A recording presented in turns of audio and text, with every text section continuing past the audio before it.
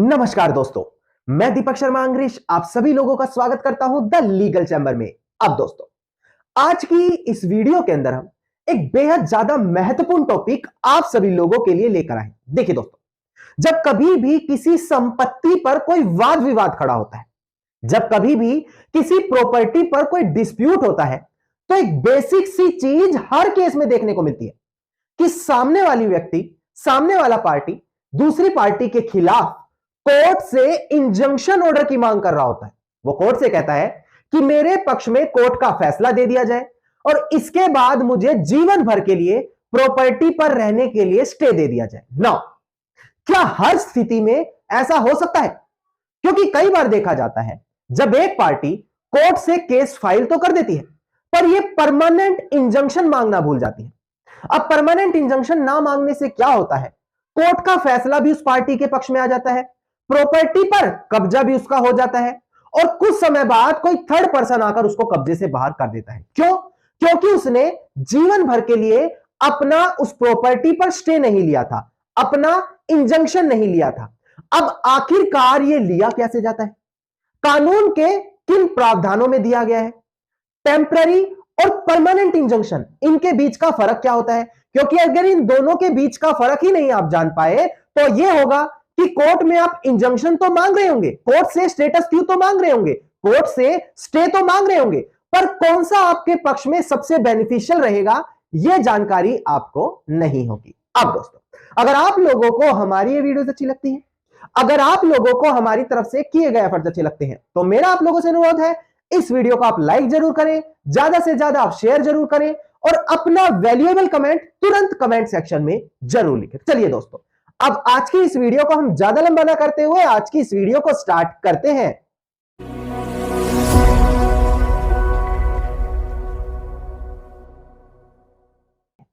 अब दोस्तों, हम बढ़ते हैं अपनी आज की इस वीडियो की ओर। देखिए, आज हम बात कर रहे हैं परमानेंट इंजंक्शन के बारे में, यानी कि जब कोर्ट से आप परमानेंट स्टे अपने पक्ष में ले लेंगे, उसके बाद आजीवन यानी कि जिंदगी भर के लिए आपको कोई भी प्रॉपर्टी से बेदखल नहीं कर सकता। हां, अगर कोर्ट में केस करके लीगली तरीके से किया जाए तो वो पॉसिबल है, पर कोई जबरन आकर आपको संपत्ति से बेदखल नहीं कर पाएगा। अब शुरू में आपको जानना जरूरी है कि टेम्पररी और परमानेंट ये दो तरीके के इंजंक्शन होते हैं। अगर आप order 39, rule 1, rule 2, rule 3, rule 4 इन पर ध्यान दें तो यह बात करता है टेम्पररी इंजंक्शन के बारे में, यानी कि जब केस के शुरुआत में या केस के बीच में कोर्ट को ऐसा लगता है कि संपत्ति पर इंजंक्शन देना अनिवार्य है, प्रॉपर्टी पर स्टेटस क्यू लगाना अनिवार्य है, जिसे आप सरल भाषा में कहते हैं कि प्रॉपर्टी पर स्टे लग गया। अगर कोर्ट को कभी भी ऐसा लगता है, जब आप इन्हीं प्रोविजन के माध्यम से कोर्ट के सामने पिटीशन डालते हैं, तो कोर्ट वहां पर आपकी सुनवाई करके टेम्पररी इंजंक्शन वहां पर दे देती है। अब जो टेम्पररी इंजंक्शन होता है, इसकी एक समय सीमा होती है, वो होती है 6 महीनों की 6 महीने तक ही केवल ये एप्लीकेबल रहता है। इसी बीच अगर आप इस समय सीमा को बढ़ाना चाहते हैं तो आप कोर्ट के अंदर एक पिटीशन डालकर इस समय सीमा को जब तक कोर्ट का केस चलेगा तब तक के लिए एक्सटेंड करा सकते हैं, यानी कि यह केवल मैक्सिमम तभी तक आगे करा जा सकता है जब तक कोर्ट में केस चल रहा हो। इसका फायदा क्या होता है? देखिए, अगर आपको डर है कि केस के बीच में प्रॉपर्टी बेच ना दी जाए, अगर आपको डर है कहीं प्रॉपर्टी के बीच में आपको संपत्ति से बाहर फेंक दिया जाए, अगर आपको डर है कि आपकी प्रॉपर्टी पर कोई जबरदस्ती गलत कंस्ट्रक्शन ना करा दी जाए, तो प्रॉपर्टी पर हर तरह की रोक लगाने के लिए यह इस प्रकार का टेम्पररी इंजंक्शन कोर्ट से मांगा जाता है। नाउ, टेम्पररी इंजंक्शन के बाद बात आती है परमानेंट इंजंक्शन, जो हम आज की वीडियो में भी आप लोगों के साथ यहां पर डिस्कस कर रहे हैं। देखिए, परमानेंट, जो नाम से ही आपको पता लग रहा होगा कि जो परमानेंट तरीके से प्रॉपर्टी पर इंजंक्शन लगा दिया जाए, जिसमें कोर्ट जीवन भर के लिए एक पार्टी को प्रॉपर्टी पर स्थापित कराकर दूसरी पार्टी को आदेश दे देती है कि अब आप इस प्रॉपर्टी पर इंटरफेरेंस नहीं कर सकते, आप इस प्रॉपर्टी पर आगे कोई भी यहां पर नोकझोंक, कोई भी कार्यवाही नहीं करा सकते। नाउ, क्वेश्चन यह आता है कि क्या यह कभी भी उठकर मांगा जा सकता है? देखिए दोस्तों, कोशिश यही करें जब आप केस को शुरू में फाइल कर रहे हो, उसी दौरान अगर चाहे आपका डिक्लेरेशन सूट हो, चाहे आपका सूट फॉर पोजेशन यानी कि प्रॉपर्टी पर कब्जा पाने का हो, तो उसी दरमियान साथ में ही परमानेंट इंजंक्शन की रिलीफ मांगी।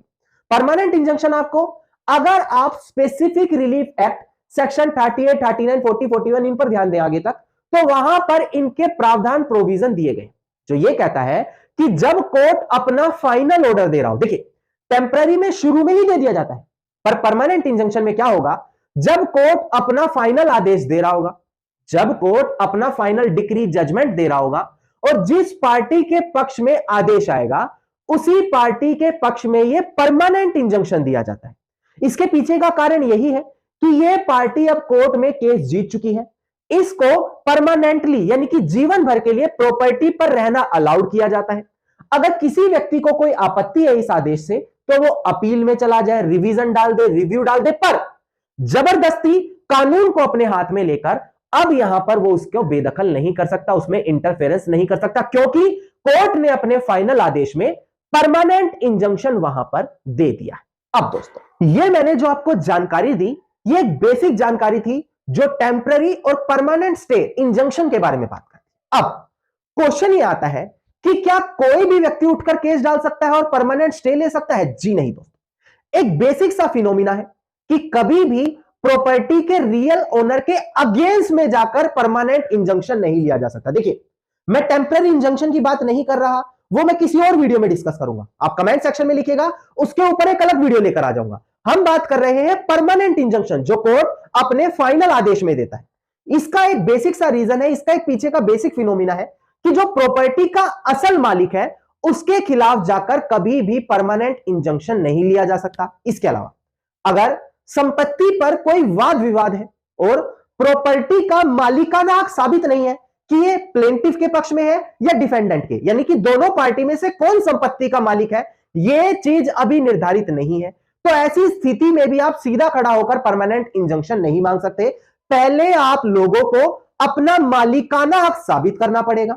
मालिकाना हक जब आपके पक्ष में बोलेगा उसी दरमियान आप परमानेंट इंजंक्शन भी वहां पर रिलीफ मांग सकते हैं। अब कई बार मैं आपको बता दूं, जब कभी भी व्यक्ति के पास प्रॉपर कागज नहीं होते, क्योंकि कई बार देखा जाता है एक व्यक्ति सेल डीड की बजाय एग्रीमेंट टू सेल, विल वसीयत, GPA, payment receipt, possession letter, इन दस्तावेजों का इस्तेमाल करके किसी संपत्ति को खरीद लेता है। अब अगर वो व्यक्ति कोर्ट में अपना मालिकाना हक साबित करने जाए और डिक्लेरेशन सूट दाखिल करे तो उसका केस कभी भी उसके पक्ष में आएगा ही नहीं। क्यों? क्योंकि समय समय पर ऑनरेबल सुप्रीम कोर्ट कह चुके हैं कि ये जो कागज है इनको कच्चे कागज कंसीडर किया जाएगा और इससे व्यक्ति को प्रॉपर्टी का मालिक नहीं माना जाएगा। पर इसी जगह अगर आप डिक्लेरेशन सूट ना डालकर केवल परमानेंट इंजंक्शन डालें और परमानेंट इंजंक्शन में यह दिखा दें कि हमें इस प्रॉपर्टी पर रहने का अधिकार है, भले हमारे पास प्रॉपर कागज नहीं है जो हमें मालिक दिखा सके, तो ऐसी कंडीशन में आप सीधा परमानेंट इंजंक्शन का केस डालकर अपने पक्ष में करा सकते हैं। अब आपकी स्थिति में कौन सा केस सबसे बेहतर रहेगा, यह आपके वकील साहब आपको ज्यादा बेहतर तरीके से गाइड कर पाएंगे आपके केस के फैक्ट समझकर। फिर भी अगर आप चाहते हैं कि नहीं एक बार आप अपने दीपक सर से कंसल्ट करना चाहेंगे तो वीडियो के डिस्क्रिप्शन में नंबर दिया है, नंबर पर कॉल करके केवल कंसल्टेशन के लिए आप हमारी कॉल बुक कराकर हमसे पर्सनली लीगल एडवाइस पा सकते हैं। नाउ अब हम कुछ बड़ी जजमेंट्स के ऊपर आगे बढ़े जो इसी परमानेंट इंजंक्शन के बारे में बात करती है कि प्रॉपर्टी के रियल ओनर के अगेंस्ट में नहीं लिया जा सकता। अगर संपत्ति पर कोई वाद विवाद है तो पहले मालिकाना हक साबित करो फिर परमानेंट इंजंक्शन डालो। यह चीज मैं डिस्प्ले पर दिखाकर आपको एक एक जजमेंट क्लियर कर देता हूं। अब यहां से आप डिस्प्ले पर ध्यान दीजिएगा, आपको ऑनरेबल सुप्रीम कोर्ट की कुछ बड़ी जजमेंट मैं यहां पर क्लियर कर दूं। अब देखिए दोस्तों, डिस्प्ले पर जो आपको पहली जजमेंट दिखाई दे रही है TV Ramakrishna Reddy versus M Alappa and another, इसमें ऑनरेबल सुप्रीम कोर्ट ने साफ निर्धारित किया कि देखो भाई, अगर एक व्यक्ति परमानेंट इंजंक्शन का केस कोर्ट में डालता है तो यह केस मेंटेनेबल ही नहीं है, मतलब यह केस सुनवाई योग्य ही नहीं है, क्योंकि अगर जो प्रॉपर्टी का टाइटल है, देखिए साफ लिखा है if the title of suit property is in dispute और अंडर अक्लाउड, कि अगर जो प्रॉपर्टी का मालिकाना हक है वो साफ नहीं है किसके पक्ष में है, वो विवादित है, तो ऐसी कंडीशन में आप सिर्फ परमानेंट इंजंक्शन नहीं मांग सकते, पहले आपको डिक्लेरेशन के माध्यम से अपना मालिकाना हक स्थापित करना पड़ेगा, इसके बाद आप वहां पर जाकर परमानेंट इंजंक्शन मांग सकते हैं। यह चीज जो मैंने आपको स्टार्टिंग में बताई थी यहां पर भी ऑनरेबल सुप्रीम कोर्ट ने क्लियर करी। एक और बड़ी जजमेंट है, आप डिस्प्ले पर ध्यान दीजिएगा, इसका केस टाइटल है दोस्तों अंथला सुधाकर वर्सेस पी बुच्ची Reddy dead through legal representative and other. यहां पर ऑनरेबल सुप्रीम कोर्ट ने यही कहा कि देखिए भाई, अगर प्लेंटिफ को प्रॉपर्टी से बाहर कर दिया गया, यानी कि जिस व्यक्ति ने कोर्ट में केस डाला है उसको संपत्ति के कब्जे से बेदखल कर दिया, तो ऐसी कंडीशन में वो व्यक्ति केवल तभी इंजंक्शन का केस डाल सकता है जब वहां पर जो प्लेंटिफ है उसका टाइटल डिस्प्यूटेड ना हो। मतलब कि जिसको संपत्ति से बाहर किया है, अगर उसके पास प्रॉपर्टी का मालिकाना हक नहीं है, केवल तभी उसके खिलाफ इंजंक्शन का केस डाला जा सकता है। अगर जो प्लेंटिफ है जिसको कब्जे से बाहर किया गया है उसका यहां पर मालिकाना हक बनता है, तो पहले उसको अपना डिक्लेरेशन सूट डालना पड़ेगा, उसके बाद वो अपना अधिकार स्थापित करके कोर्ट से इंजंक्शन की वहां पर मांग कर सकता है। कब? जब वो ये दिखा दे कि दूसरी पार्टी ने बेवजह उसको बाहर करा, उसका कोई अधिकार ही नहीं है, भले मेरे पास मालिकाना हक नहीं है, आई एम सेइंग दैट, पर दूसरी पार्टी के पास नहीं है, उसने मुझे बेवजह यहां पर बाहर कर दिया। वो आर्टिकल 64 लिमिटेशन एक्ट का रेफरेंस ले सकता है। ऐसी कंडीशन में वो इस तरीके से परमानेंट इंजंक्शन तभी फाइल कर सकता है। यह भी मैंने एक बड़ी इंपॉर्टेंट जजमेंट यहां पर आपको क्लियर करी। अब दोस्तों, इसके अलावा एक और बड़ी जजमेंट है जो इसी टॉपिक के ऊपर बात करती है, आपको परमानेंट इंजंक्शन के बारे में जानना अनिवार्य है। डिस्प्ले पर ध्यान दीजिएगा, इस जजमेंट पर भी देखिएगा। केस टाइटल था union of India and others versus Vasavi cooperating housing society limited and others. यहां पर कोर्ट ने यही कहा कि देखो भाई, अगर कोई प्लेंटिफ को बेवजह कब्जे से बाहर कर दे, उसके प्रॉपर्टी पर अपना हक जताने लगे, तो यहां पर केवल इतना ही साबित नहीं करना होगा कि प्लेंटिफ का हक नहीं बनता। जो व्यक्ति किसी को कब्जे से बाहर कर रहा है उसको अपना एक बेटर टाइटल दिखाना पड़ेगा कि भाई मेरे पास इससे ज्यादा बेहतर अधिकार बनता है संपत्ति पर, इसीलिए मैं उसको बाहर कर रहा हूं। और ऐसी कंडीशन में वो केवल अपने टाइटल की स्ट्रेंथ के चलते ही केस जीत सकता है, ना कि अपोजिट पार्टी की वीकनेस दिखाकर। देखिए कितनी बड़ी बात की है। कई बार ऐसा देखा जाता है, एक व्यक्ति को कुछ गुंडे किस्म के लोग जो बाहुबली होते हैं जबरदस्ती कब्जे से बाहर निकाल देते हैं और ये कहते हैं कि तुम्हारे पास तो कागज ही नहीं है, तुम्हारा तो यहां पर हक ही नहीं बनता। अब वहां पर एक व्यक्ति कहेगा सर आपने तो वीडियो में कह दिया कि पहले अपना मालिकाना हक साबित करो फिर परमानेंट इंजंक्शन मांगो, अब हमारा तो हक बनता ही नहीं, हम तो कोर्ट में जाएंगे नहीं। जी नहीं, ऑनरेबल सुप्रीम कोर्ट ने यहां पर कह दिया कि ऐसी कंडीशन में जो कब्जे से किसी को बाहर करने की या तो मांग कर रहा है, कब्जे से बाहर कर दिया किसी ने कानून को अपने हाथ में लेते हुए, तो उसको अपना एक बेटर अधिकार दिखाना पड़ेगा उसके कंपैरिजन में जिसको कब्जे से बाहर करने की या तो मांग की जा रही है या उसको कब्जे से बाहर कर दिया है। ऐसा नहीं होगा कि केवल आप कोर्ट में खड़े होकर कह रहे हैं कि देखो उसके कागजों में तो ये कमी है, उसके कागज तो रजिस्टर्ड नहीं है, उसके कागज तो ऐसे हैं, और खुद के पास कुछ भी ना हो। तो सुप्रीम कोर्ट ने कहा कि दूसरों के कागजों में कमी निकालकर, दूसरों के टाइटल में कमी निकालकर आप अपना केस नहीं जीत सकते। आपको अपनी स्ट्रेंथ पर, अपने कागजों पर, अपनी ओनरशिप पर केस जीतना है।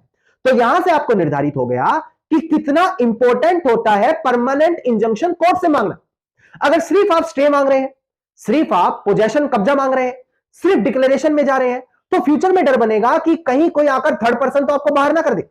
पर अगर ऐसा कोई परमानेंट इंजंक्शन का आदेश आपके पक्ष में होगा तो कोई भी व्यक्ति बिना कोर्ट के आदेश से आपके साथ उस प्रॉपर्टी पर इंटरफेयर कर ही नहीं पाएगा।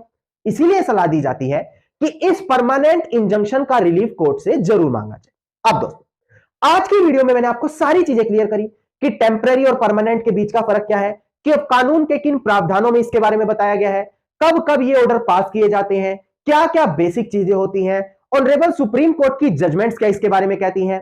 और मैं उम्मीद करता हूं आज की वीडियो आप सभी लोगों के लिए काफी ज्यादा लाभदायक साबित होगी। अगर वीडियो आपको अच्छी लगी तो केवल छोटा सा अनुरोध है, इस वीडियो को आप लाइक, शेयर और कमेंट जरूर करें।